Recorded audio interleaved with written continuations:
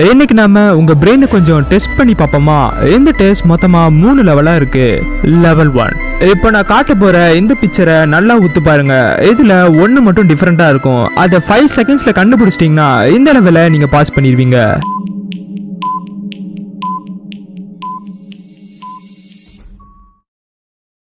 Level 2.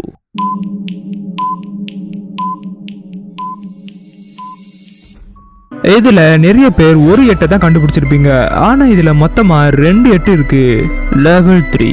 இப்போ நான் காட்ட போற ஆப்பிள்ல ஒன்னு மட்டும் டிஃபரெண்டா இருக்கும். அதை கரெக்டா கண்டுபிடிங்க.